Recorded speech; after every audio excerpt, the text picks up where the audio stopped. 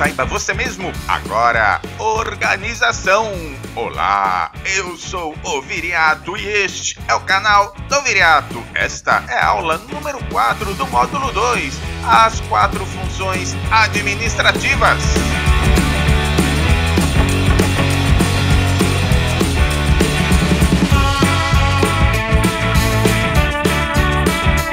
A organização é a segunda função administrativa.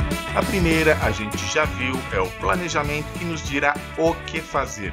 A organização definirá como fazer as coisas. Em outras palavras, é a preparação para a batalha. É disponibilizar os recursos necessários para alcançar os objetivos e as metas. É a criação de uma estrutura lógica, com a divisão da empresa em departamentos, setores, seções, etc. É a formalização das linhas de comando e os mecanismos de coordenação e controle das tarefas. É a criação dos cargos e competências necessárias, definindo, para cada cargo e não para as pessoas, em primeiro lugar, os níveis hierárquicos ou organograma, a autoridade e a responsabilidade respectiva, e, por fim, a amplitude administrativa. Definições importantes. O organograma. O organograma é a representação visual da estrutura de uma instituição. Ele nos informa a quantidade total de cargos separados por departamentos e agrupados conforme o nível de hierarquia, além dos relacionamentos entre eles e as respectivas linhas de autoridade e de comando. Cadeia de comando. A cadeia de comando define como flui a autoridade dentro da organização e ela pode ser de dois tipos.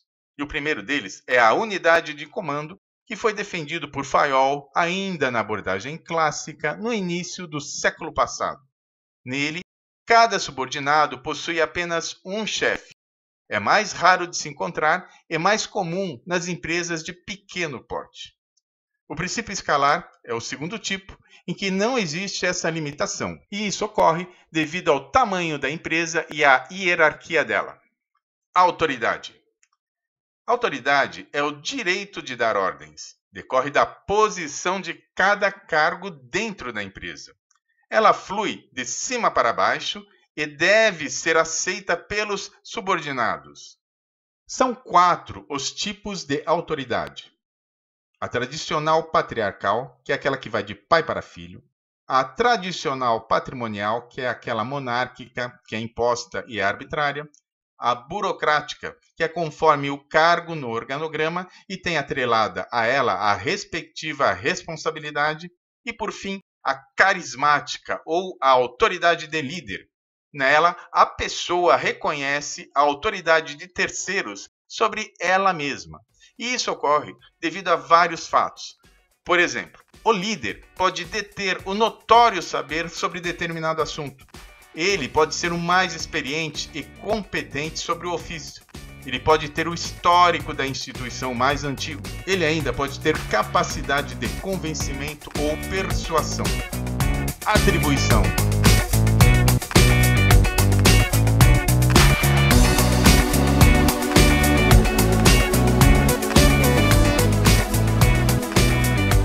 A atribuição é a distribuição da autoridade, da responsabilidade e da remuneração conforme a hierarquia do cargo de maneira diretamente proporcional. Centralização.